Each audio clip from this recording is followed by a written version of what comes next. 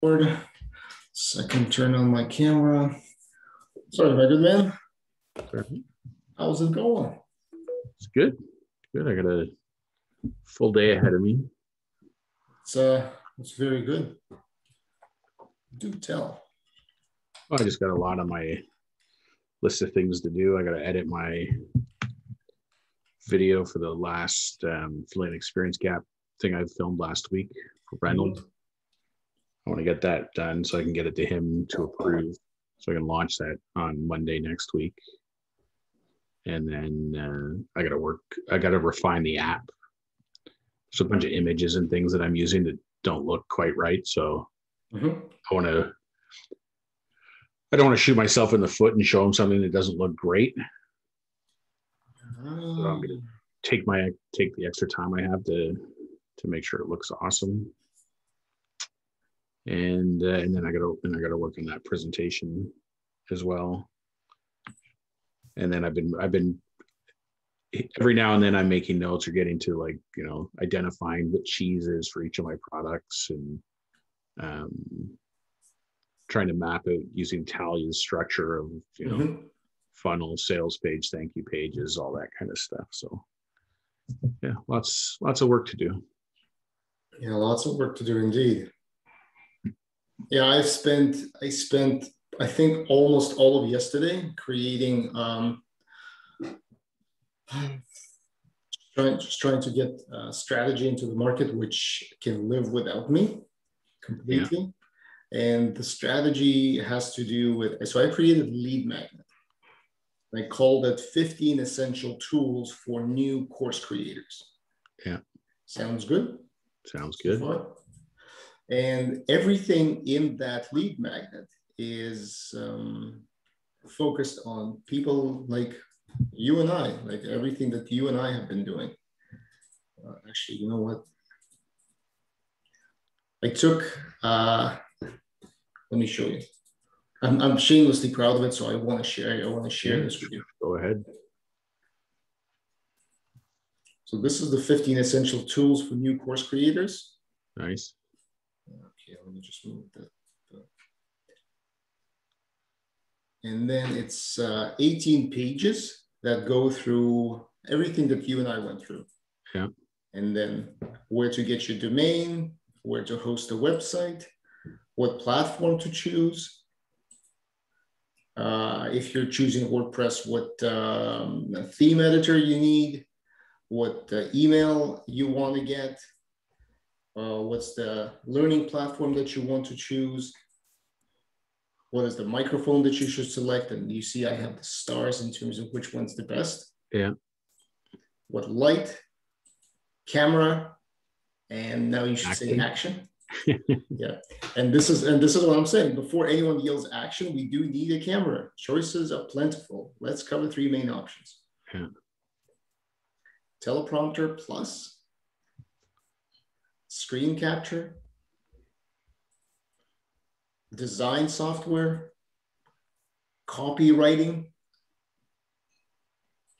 cool, cards, legal stuff for your website, and the last ingredients of success of your online course business is you. Wow, that's great. Each one, almost every single one of those links is obviously an affiliate link. Yeah. So the thought being is, one, this can help people get going, answer any of their questions. But if they choose to use any of that, might make a couple bucks on the side. And what I was trying to figure out is that if this lives out there in the ether, and I'm putting Facebook ads against it, it would be very interesting to calculate conversions. At the end, because some of these, like if somebody buys ThriveCart, that's $200. Yeah. Somebody buys something like Camtasia, I think it's also a very rich program. Yeah. Some of them, if you're lucky enough for Camtasia to accept your application. I was surprisingly lucky. I don't know why they rejected yours. I don't know. Must be something I said. Must be something you said, yeah, indeed. So yeah, that's kind of what I've been up to. So I've put all of that together in Canva. Yeah. And the design looks great. Yeah, and so each one of those, this is actually a US version. I need to create a Canadian version because all of the product links are Amazon affiliate links. Right. And with Amazon, I discovered it's not as easy. It depends on the region. So if you're pointing them to US Amazon, yeah, that's fine. You can be a person anywhere in the world and point them to US Amazon. But if it's a Canadian that clicks on it, there's a chance that you're not getting anything. Yeah. So that's but at the same time, Canadian market versus US market is so much smaller that I don't know if it's worth the effort. Yeah. It's funny because when I'm just thinking of like seeing that list versus like the first Grumo video you and I watched, which was like, it seems so simple. Yeah, you need 3 items. You know, you just need a light and a camera, and you can use whatever you have and your computer and go. It's like, wait a minute. Yeah. Like there's nothing on your list that you don't need in some way, shape, or form. Yeah. You don't need everything, but you need a variation of it. Yeah. It's much more involved than I originally thought, for sure. Yeah, it's true. It is true. It is true. It's also quite amazing if we are in the kind of reflection phase. It's also quite amazing that I was able to put this together without searching the web for all of the reviews and whatnot. It's just now it seems straightforward, but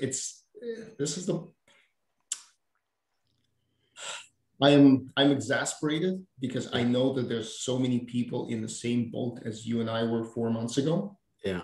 5 months ago, even. Yeah.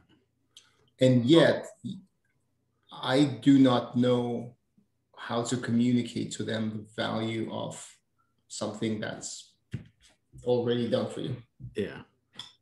I mean, the thing that amazes me a little bit is that there's a whole industry of courses for people to create courses.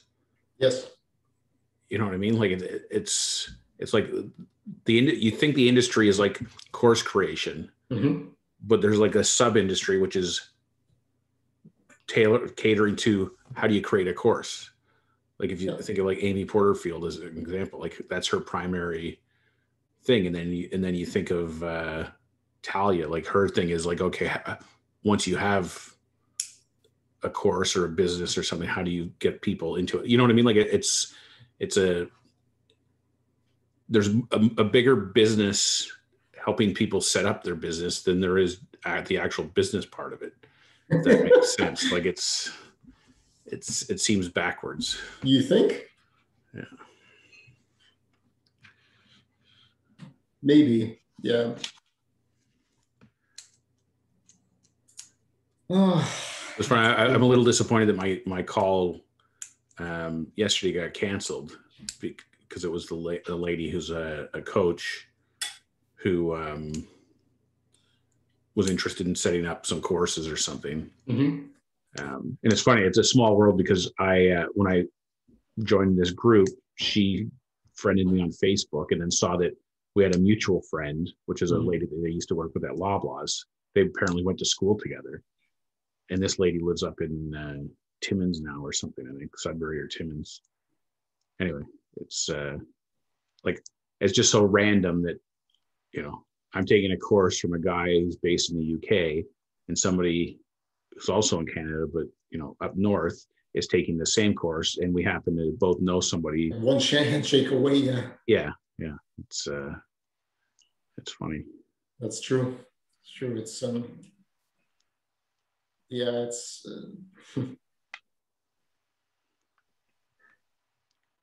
So what's as a lead magnet, what is this?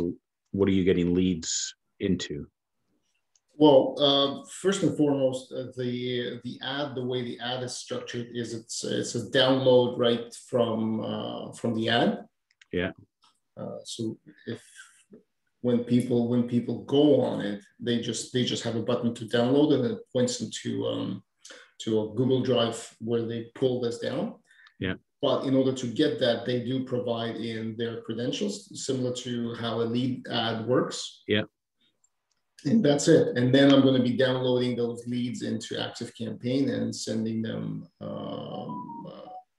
a sequence, which I'll be honest with you, I haven't even developed yet. Right. But the notion is this is to help them create all this. The notion is how to create them all of this and then get them into the fold, because I've also been thinking after talking yesterday with you, and another conversation I had is I'm still on the fence, but whether or not to expand the nailing a niche, because I've already renamed the second beta that I'm trying to run as nailing a niche in a week. Yeah. So I dropped the moniker of like a particular subject matter expertise. Right. But I'm not seeing a lot of uptake on Facebook. So the ads are running. After we talked yesterday, I restarted some of the ads just to see if the week brings in some more activity. Yeah. I have 2 leads at a That's cost of $10 a lead. Which is ridiculous. That's only a little higher than your last one. You were at $8. Yeah, but it's just means that either leads are getting more expensive, because remember last year around this time, was it last year in 2019? I don't remember, when there was boycott Facebook. There was a massive exodus of companies from advertising on Facebook, and all of a sudden leads became way cheaper. Oh yeah.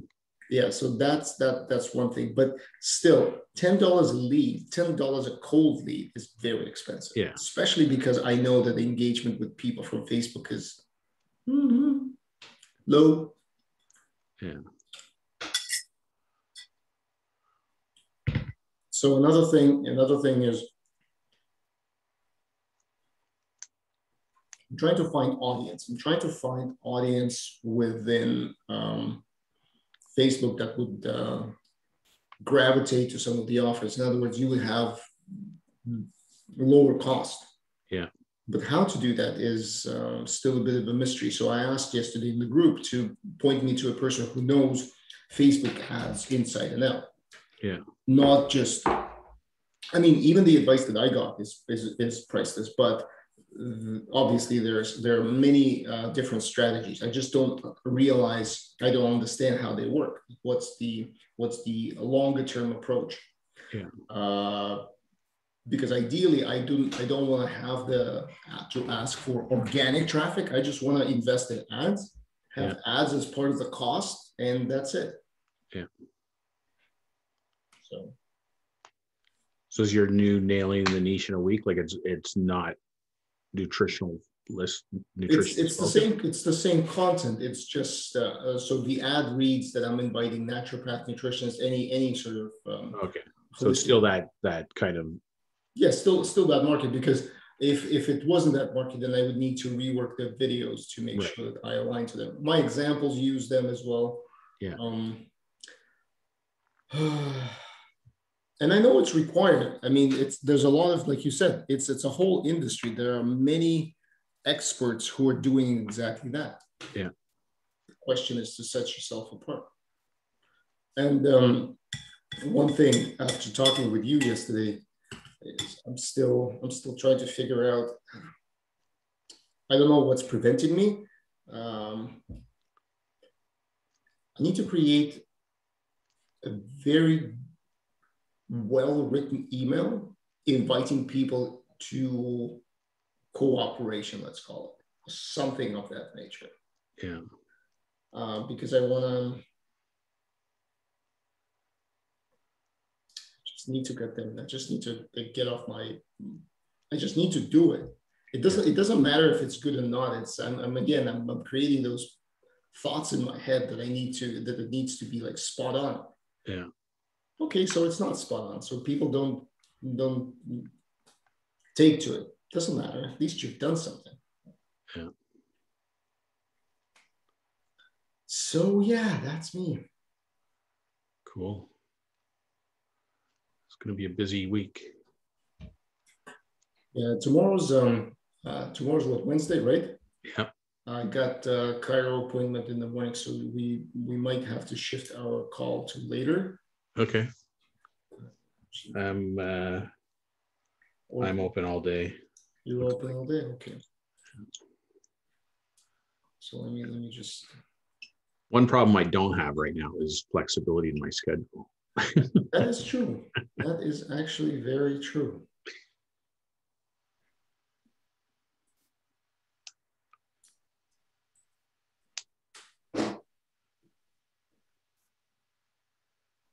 There we go. I just sent it to you. That is good. That is very good. So tomorrow's D-Day. Yeah. We'll find out if anything transpires. Up until now, nothing. So the 24-hour email goes out today? It already went out, 6 a.m. It already has 7 opens. 7 opens?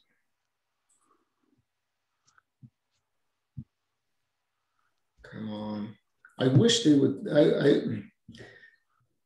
Yeah. I wish you could manage columns here. There's a list. It's a report of all of the campaigns. Yeah. So 5 opens out of the 106 contacts, and one of them is me, so it's 4 opens. Okay. Well. Yeah. That's better than 0. Indeed. Oh well.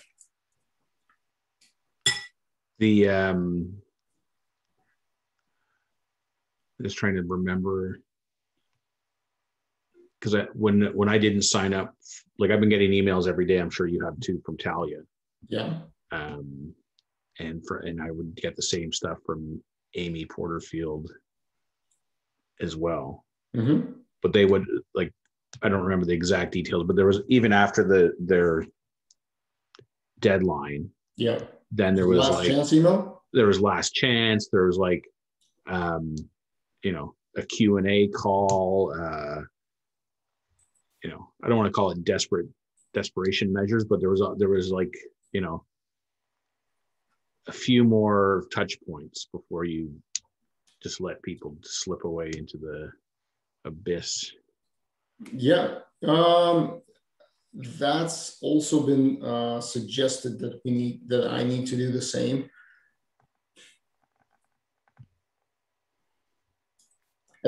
So I feel the way I work is, if I'm interested, I'm going to do my research and then I'm going to make up my mind.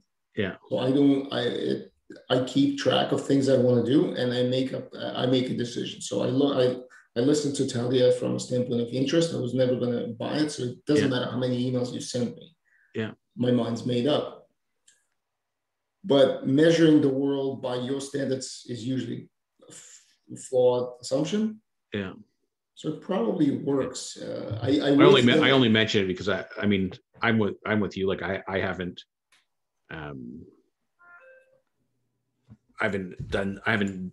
bought something after the deadline myself like that, but there must be some level of conversion for them to be doing that.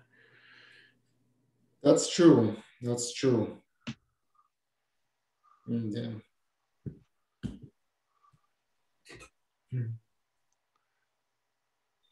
No, it has to work. If it exists in the playbook, and then it has to work on a certain group of people. And I will be sending out last chance email, but I'm not going to be sending it after the deadline. So the deadline will come and go. Yeah. And if nobody signs up, then nobody signs up. Yeah. Yeah. So yeah, it's going to be interesting to see. I would wonder if there's a strategy too, where at some point down the road, I don't know if it's like 2 weeks or a month or something, but what just occurred to me is kind of this notion of like people decide, you know what, I don't really need this course. I can do this on my own. Mm-hmm. But we both know that people don't. So there's a touch point, some point down the road where it's like, hey, just checking in. Have you made any progress since you decided to go it on your own? because if you'd been on the course, by now you would have accomplished X, Y, and Z. That's actually a very nice strategy. It's so easy to set up. Like just schedule an email in 45 days. Yeah. Because you and I both know from our experiences joining these courses, like I've done things in the last 6 weeks that I never would have done, like guaranteed. No, indeed. So there's something about committing your money and following a program to force you into action. Yeah. I'm not going to say nobody's going to do nothing, but for the most part, most people won't have made any progress. Like you got these folks that, okay, they've figured out their niche and whatever, but have they actually acted on it? Mm-hmm. What are they stuck on Yeah, now? sure. And even in your, I don't know if hopefully somebody signs up and maybe you have a testimonial where you can figure out some way to position it where it's like, here's results. You could have results like Natalie. Bam, this is what she's accomplished in the last 3 weeks or 2 months or whatever time frame you use. Anyway, that's just another thought. Well, everyone needs, I think everyone needs time, but I had a very interesting conversation yesterday with a woman all the way halfway across the world. She's an American living in Europe. Yeah.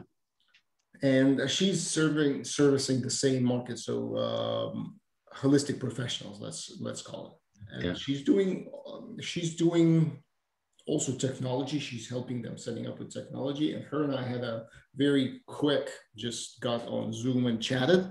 Yeah. It's almost like talking to yourself. Yeah. It was just so, it was exactly the same thing. It's everything, every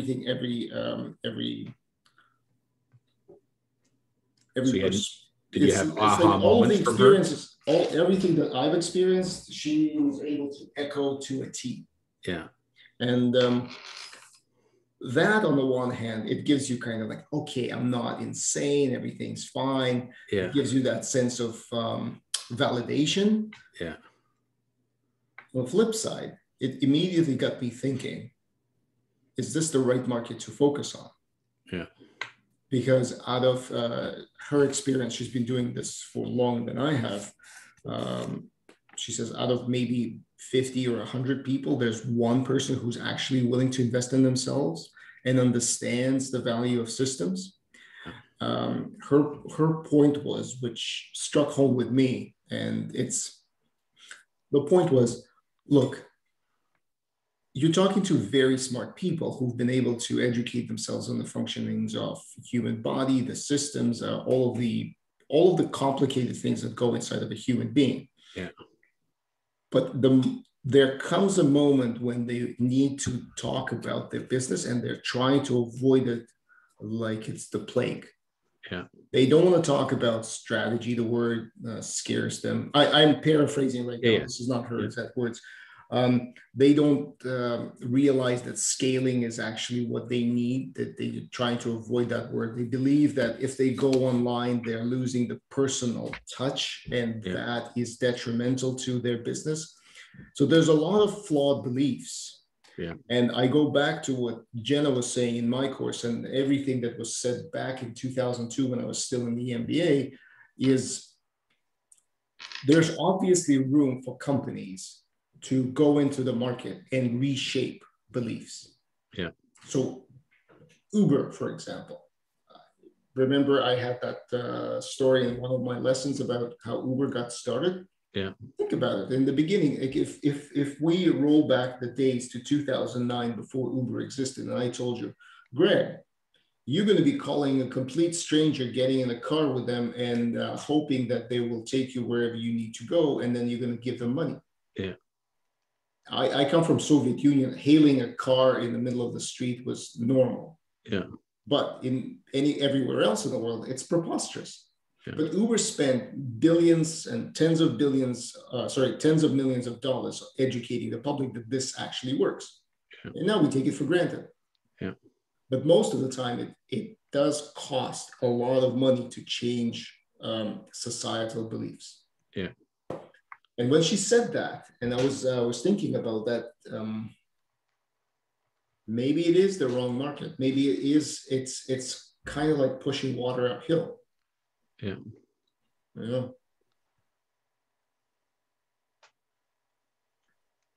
Well, there has to be a time when something stares you in the face and you just either acknowledge it or you refuse to believe it and continue. Yeah. Persevering. Yeah. I mean, I love those stories. Like I love there was some meme about like the Uber thing, which was like, whatever, 1990, your parents would say, be careful on the internet.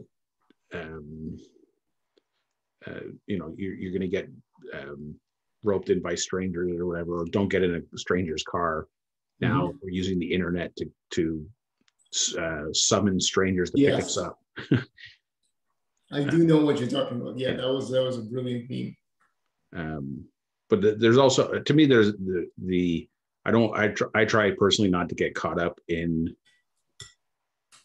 comparing myself to like Apple or Uber or Amazon, because that's not what I'm trying to do, right? Like it's or Facebook. Like I mean, all these companies started in somebody's basement, presumably, but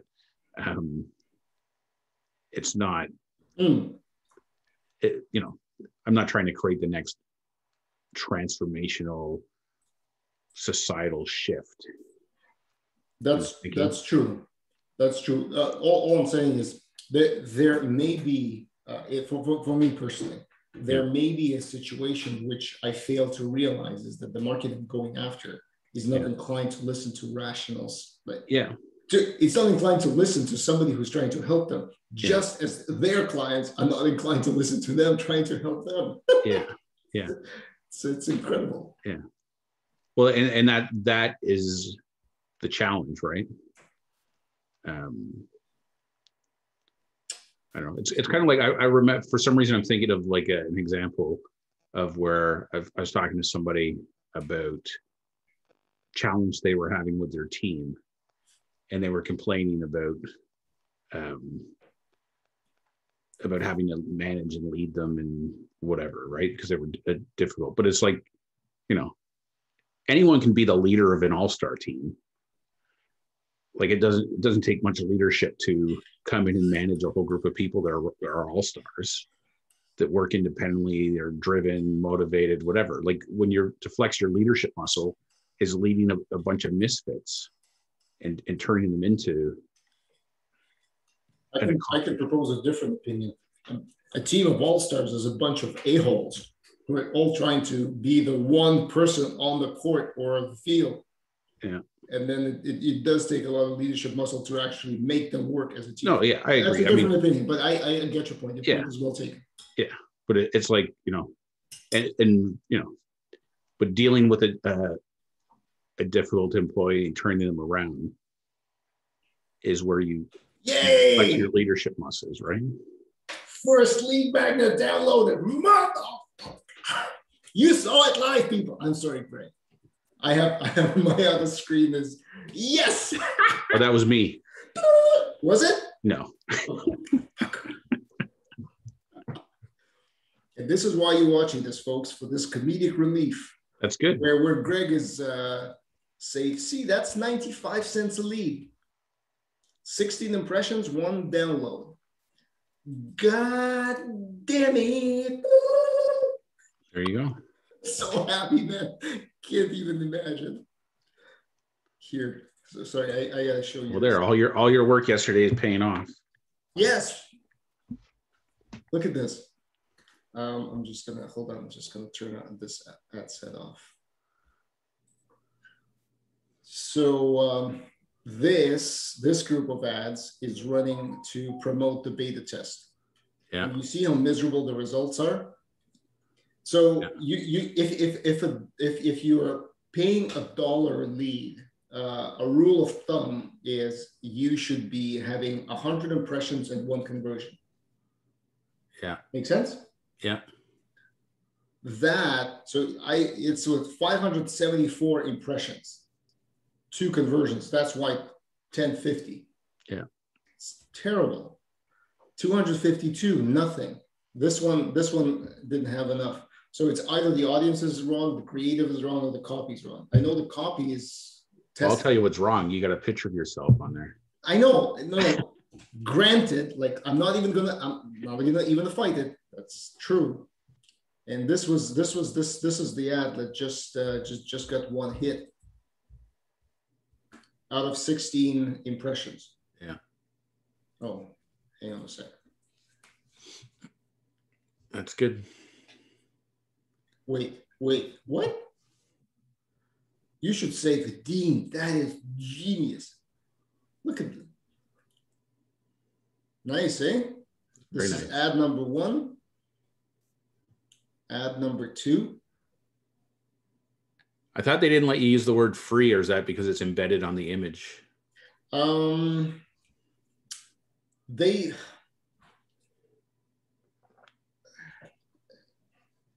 My answer to that is I don't know anymore.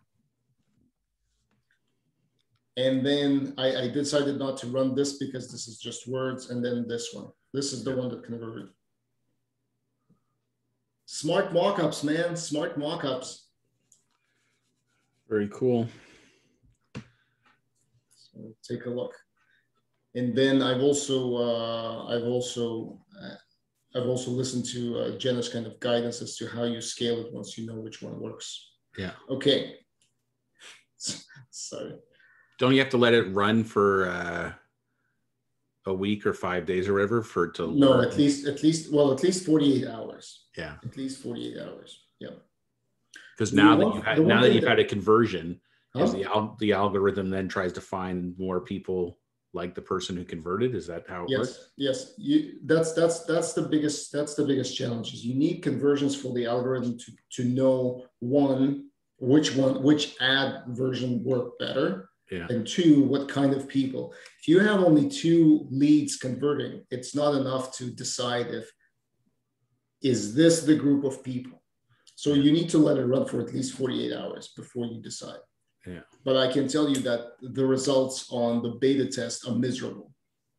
I don't know what happened, because previously it used to say learning. Yeah. But now it just says active. So like Facebook keeps changing. Did you do a new ad, or did you edit the old ad? You set it up as a whole new ad? A whole new campaign. So those are 2 different campaigns. Okay. You shouldn't be mixing it, because anytime you add anything into the existing campaign, it will be taking advantage of all of the information and results that it has collected. Right. So the only time it makes sense to add stuff into new campaign is when you go to scale it. Right. Because then it already knows what kind of people engage with the ad, and you don't want to start fresh. Yeah. And when you talk about scaling it, what does that mean? Like a broader audience, or just more money? Yeah, so scaling it means, for example, right now, campaign is looking within, let me take a look. Oh, man. Did you listen to that audio I sent you yesterday? Not yet. No, not yet. But it's my next thing that I'm going to be doing. There's 2 things I need to listen to. It's only 10 minutes, so. I'm probably going to go for a walk, or today is my gym day. Yeah. So I usually listen to stuff when I'm just rowing. So yeah, so my reach right now is 5.2 million people, all within Canada and the US, focused on all of the people like Brendan Bouchard. You know Brendan Bouchard? Yeah. So yeah, Amy Porterfield, all of those folks. Yeah.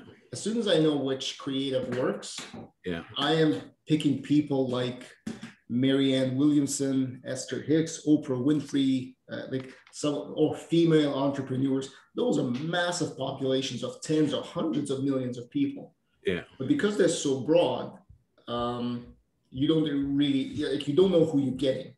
So you pick that population and then you narrow it down, because there's again, it's better to show than to talk about this.